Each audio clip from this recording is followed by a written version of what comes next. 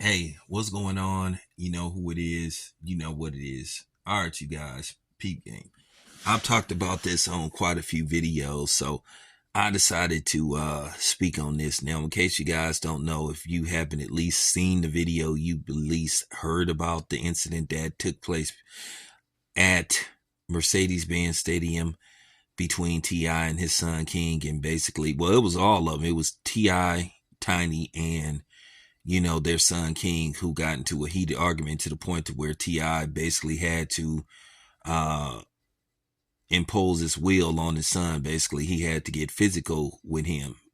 You know, for one, his son, trying to argue with them basically about the life that he lived, and T.I. was trying to explain to him that, listen, man, you had it good.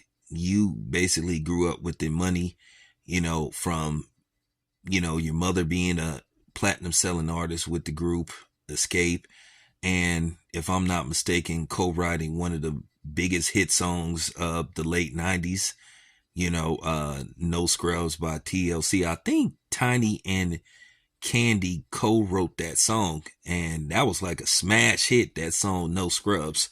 But nevertheless, um basically the argument started with King, who basically says he really didn't live with T.I. and Tiny, when they would be filming a reality show. He basically, after they got through shooting, he would go to his grandmother's house. But at the same time, T.I.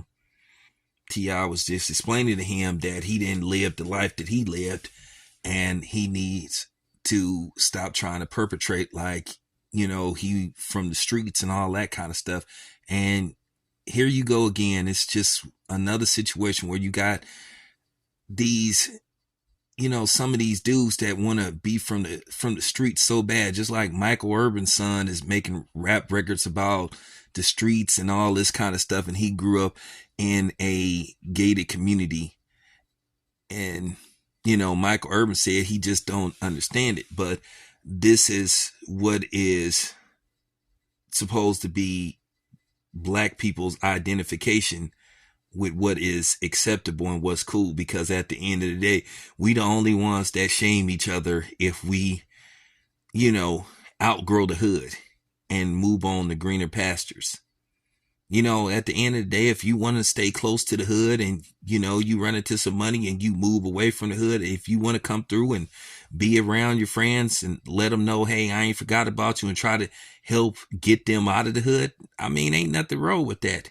But if you in a position where you don't have to be in the hood, then you shouldn't be in the hood. Now, nobody says that you have to move into a lily white neighborhood, because that could be problematic as well. They have plenty of areas that's, diverse, where it's a mixture of everything. You don't have to move into one of those completely lily white neighborhoods where you're the only black family in that area, because you still could find yourself running into problems. So it's kind of like a damned if you do, damned if you don't, or it's always a buyer beware, or the grass isn't always extremely greener on the other side. But that's just something that has been haunting our community, where you either look down on people who don't have what you have, or you have people that look down on people who have more than what we have, because there's always this thing of, oh man, I get tired of people defining blackness by growing up poor and all that kind of stuff, or not having. I mean, yeah, it makes a good story. It makes a good movie of the week story, or a good 2 hour movie on Tubi, or whatever, or, ABC, or whatever the case may be. But in reality, you do strive to get better. You do strive to put yourself in a better situation where you can provide for yourself and your family. But you have this thing where you hear us doing this stuff, looking down on each other. This is why I was so upset about what happened with Devin Haney and Regis Prograde. Oh man, you grew up privileged. You didn't get it from the mud. Okay, so And, you know, I just get tired of hearing that. This is one of the things that is like really hurt our community and how we've been brainwashed, you know, based off what we was told, you know, and what we saw on TV. This is what the image of black people is supposed to be. Our image is what we make it. And we got to stop doing this because this has just went on long enough. You know, King need to chill out. He need to be thankful that his parents worked their asses off to put him in a situation where he basically didn't have to want for nothing. A lot of these kids is just ungrateful, and that's all it come down to. And I just get sick of them doing this kind of stuff. The hood ain't what it's cracked up to be. Now, don't get me wrong. I love growing up in Oakland, California, but at the same time, the stuff I went through, I didn't want my son to go through that. And that's why he was raised where he was raised, you know? But you just see this all the time with us, just looking down on each other. You know, why can't we elevate each other?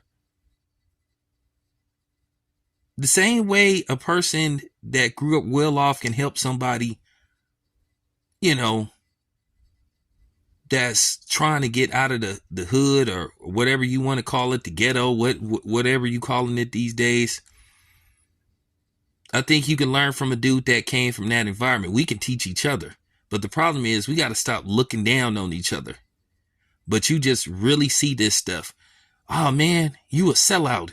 You a sellout. You a sellout. Yeah, you can. Yeah, you can turn into a sellout. I do believe you ain't never supposed to forget where you come from. But at the same time, you do have to put yourself in a situation where you can make things better for yourself.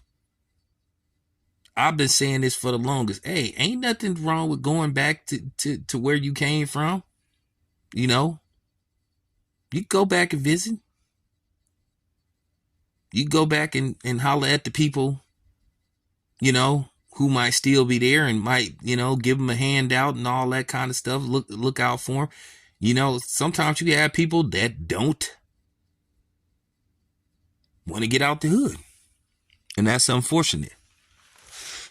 And it's kind of funny when you think about it. It's like T.I., what's going on with him and his son. It's like an actual scene from a movie that he starred in called ATL. Now, he wasn't in the scene himself, but you had the character played by Lauren London, who basically was well off, grew up with money. Her father, you know, came from, you know, I guess the streets and came from the hood. He basically, you know, elevated himself. Because it always come down to this whole thing about, you know, you think you better than us and all this kind of stuff. And, you know, it is complex. It is complex. And this is one of these type of situations that you can't basically break down in like a 10-15 minute video, because this comes from decades of brainwashing through music, television, and film, the perception of black people. But, you know, I'm gonna do a video about this one day, probably do a live stream. But all I can say, King need to appreciate what his parents did for him, where he still was in a situation where he could wake up every morning and not have to worry about the lights getting turned off, you know, him being able to get to school on time or go to any school he wanted to go to, you know, him not worrying about where his next meal is coming from, you know. So like I said, it kind of reminds me of that scene from the movie ATL, where Jackie Long confronts, you know, Lauren London's character about perpetrating like she's from the, you know, from the hood and stuff, and from, you know, from the streets. And I love that scene where he said, man, you really want to be ghetto? He say, look what you got. He say, I'd kill to be in your position, and I'm gonna do everything it takes to be in your position. So this is really complex. It's really complex, and I don't want to spend a whole bunch of time, really talking about this, but um King really need to appreciate what his parents done for him to make sure that he's in a better situation. Because a lot of people, like I said, would love to be in his position, where basically he pretty much could get anything he wanted from via his parents, because both of his parents are very successful entertainers. Now I know somebody gonna say, "Oh man, but Tim, how you know this wasn't staged and all this kind of stuff?" Listen, man, everything ain't staged. Okay, can we cut this shit out? Okay, this is the new generation. This is what I'm saying. The new generation of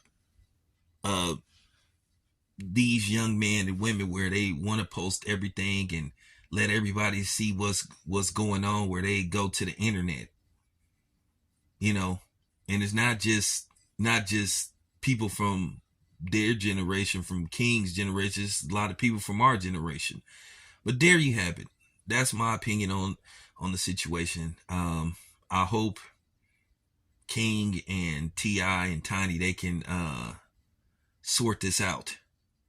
But yeah, we really gonna have to have a conversation about this whole, growing up in the hood, not growing up in the hood. I think I'm gonna bring some people on. I'm gonna have a panel, you know, so we could talk about this, because this is just really complex. It's just gonna take longer than a, you know,